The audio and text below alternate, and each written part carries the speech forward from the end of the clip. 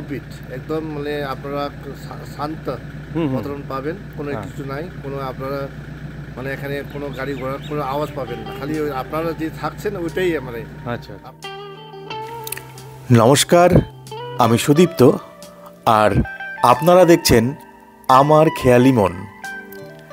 আরও একটি নতুন ব্লগে আপনাদের স্বাগত।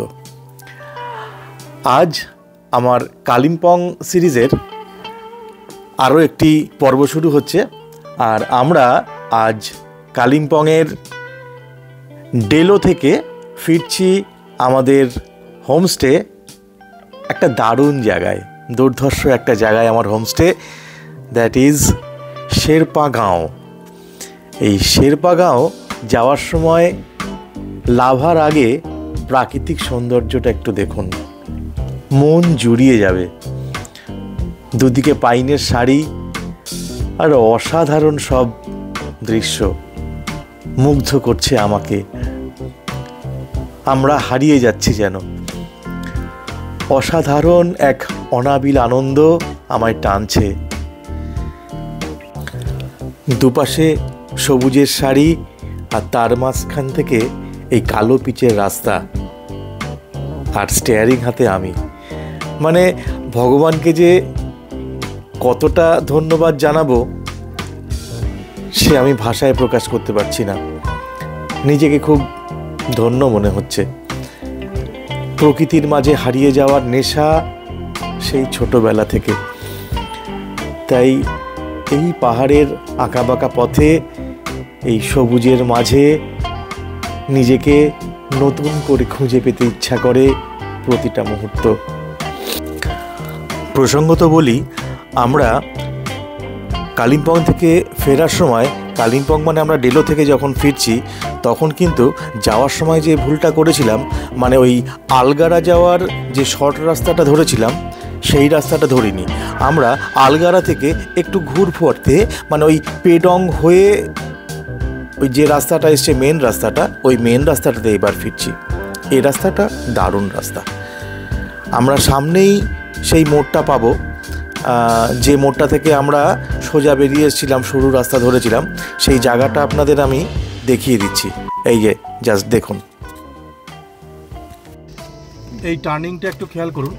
এই যে সামনে যে টার্নটা আছে, আমরা আসার সময় এই বাঁদিক থেকে এসেছিলাম। এই যে লাইট পোস্টগুলো দেখছেন, এর বাঁদিক যে রাস্তাটা, ওটা দিয়ে আমরা এসেছি। এসে ওই যে ডান দিকে একটা অ্যারো দেখা যাচ্ছে, ওই ডান দিকে অ্যারোর একটা রাস্তা আছে, ওটা পুরো জঙ্গলের মধ্যে দিয়ে দারুণ রাস্তা। প্রথম অবস্থায় খুবই ভালো লাগবে, কিন্তু যদি মানে তারপরে যে স্টেজটা আছে ওখানে, সেটা ভয়ঙ্কর। মানে পুরো আপনাকে মানে 60 ডিগ্রি অ্যাঙ্গেলে নামতে হবে এবং উঠতে হবে, এবং সেখানে পাকা ড্রাইভার না হলে একদম ডেফিনেটলি আপনারা ফেল করবেন।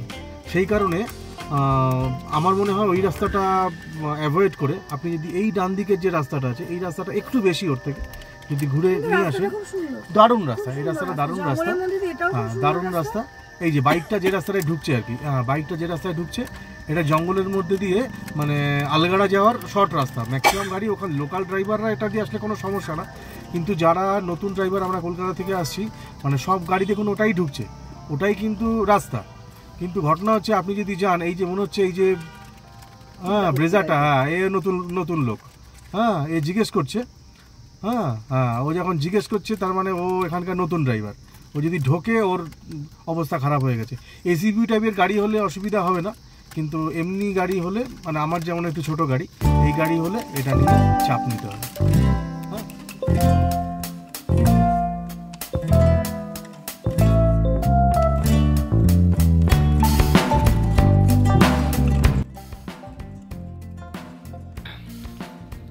এই হোমস্টেতে মানে আসলাম, যদি রাস্তাটা দেখেন, মানে রাস্তাটা 45 ডিগ্রি অ্যাঙ্গেল করে এসছে মেন রোডের থেকে, এবং টোটালি অফ রোডিং। মানে বুঝতে পারছেন রাস্তা, এখানে এত লেভেলটা আমি বোঝাতে পারছি না।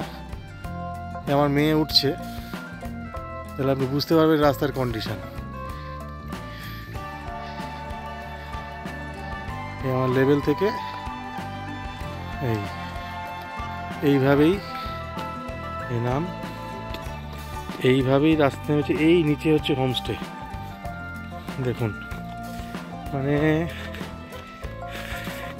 এই রেঞ্জের ইনক্লাইন আমি এখন অবধি দেখিনি, কোথাও যাইনি। অদ্ভুত সুন্দর একটা ল্যান্ডস্কেপ। এখানে টুরিস্টও আছে অনেক। এই হচ্ছে নির্ভানা হোমস্টে। ডিটেলস এখানে আছে, পজ করে দেখে নেবেন। আর এইখানে হচ্ছে এখানে ওদের খাবার জায়গা নিচে, ওটাও নিচের দিকে একদম। আর দিস ইজ দ্য প্রপার্টি। এটা হচ্ছে প্রপার্টি। আমি স্ট্রেট গাড়ি এনে গাড়িটা ওই লাস্টে পার্ক করেছি। আর আমাদের বরাদ্দ হয়েছে এই দুটি রুম। এই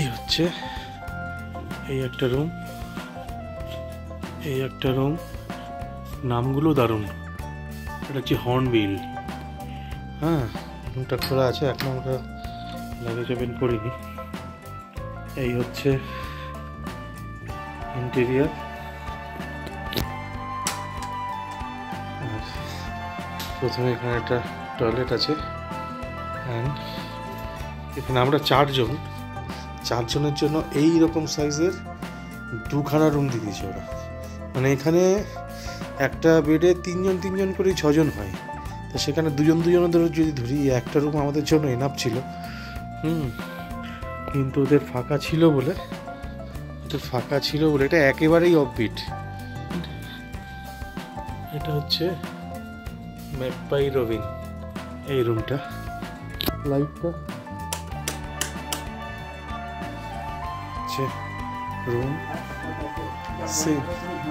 সেম রুম। আর নতুন করে দেখালাম না, এটা শুধু বিছানার চাদরটা একটু চেঞ্জ আছে। Totally wooden finish. And really আমি যে কষ্ট করে এসেছি, মানে আর কষ্ট সার্থক হয়ে গেছে। হ্যাঁ, আর এই আমার ধান্নু যে এই রাস্তা অতিক্রম করে এসছে, থ্যাঙ্কস টু ইউ। বিরাট পথ অতিক্রম করে নিয়ে এসছে আমাদের। এখান থেকে জাস্ট এটা দাওয়াই পারি না তো। হ্যাঁ, আর একটু হাইটে ছিল। এটা হচ্ছে এর নাজারা। প্রচুর মেঘের জন্য কিছুই পাওয়া যাচ্ছে না।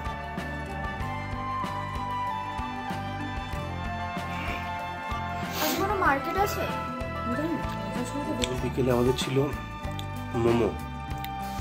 আমাদের সবারই শেষ হয়ে গেছে, মানে এত খিদে পেয়েছিল আর ভিডিও করার টাইম পাইনি, ঘপ খেয়ে নিয়েছি।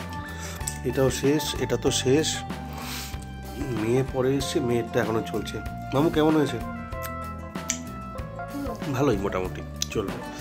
তবে এখানে মোমো করে এরা, মানে এখানকার যে আটা দিয়ে করে, ময়দান না। আমাদের কলকাতায় যেমন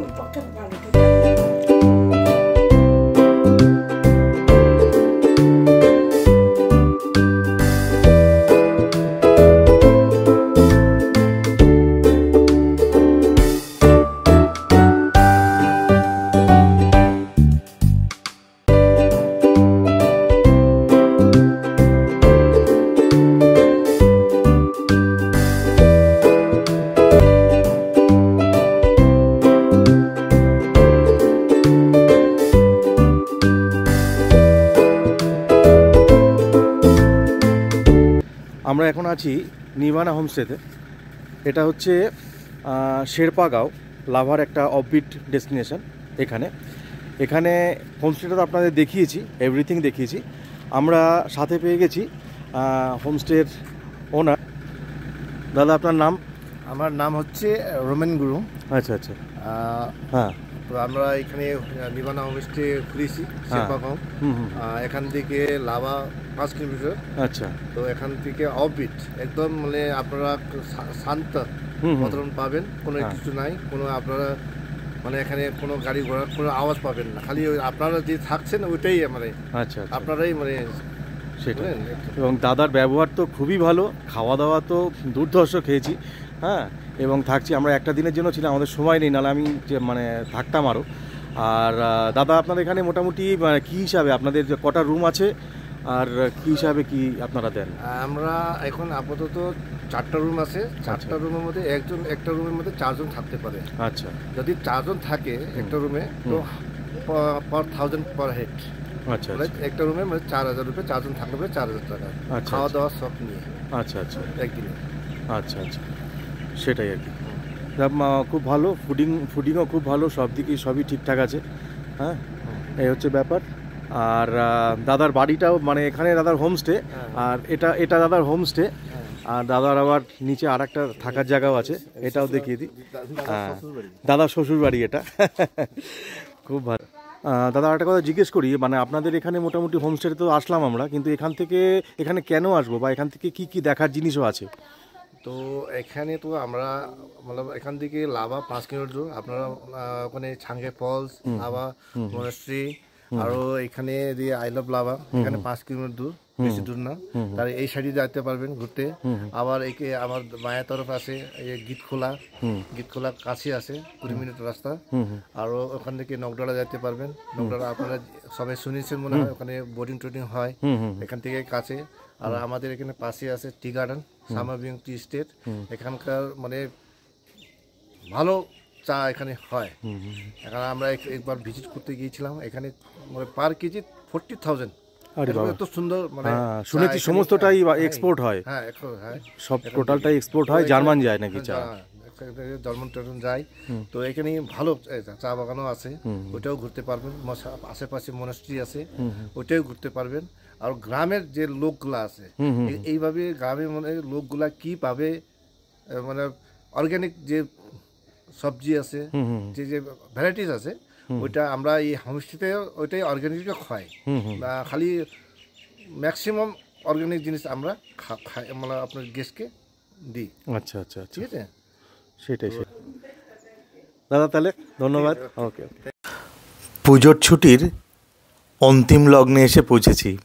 ছুটি শেষ, কুয়াশা মাখা পাহাড়কে বিদায় জানিয়ে আমাদের ফেরার পথ ধরার পালা। এই অপূর্ব সৌন্দর্য ছেড়ে কার বলুন তো মনটা চায় যে বাড়ি ফিরে যাই, এখানেই থেকে যেতে মন চায়। কারা কারা আমার সাথে একমত কমেন্ট করে জানান। অসাধারণ সৌন্দর্যের মাঝে আবার স্টিয়ারিং হাতে আমি পাহাড় থেকে নেমে যেতে ইচ্ছে করছে না আর, বিশ্বাস করুন, কিন্তু ফিরতে তো হবেই, কাজ অপেক্ষা করে আছে।